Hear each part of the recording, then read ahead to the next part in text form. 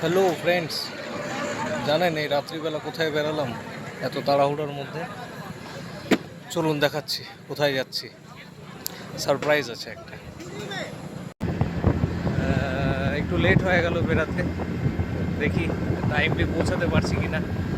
যাবো একটু ফালাকাটা, আমার কেউ স্পেশাল একজন আসছে। আচ্ছা, সাথে থাকুন, দেখাচ্ছি কে আসছে।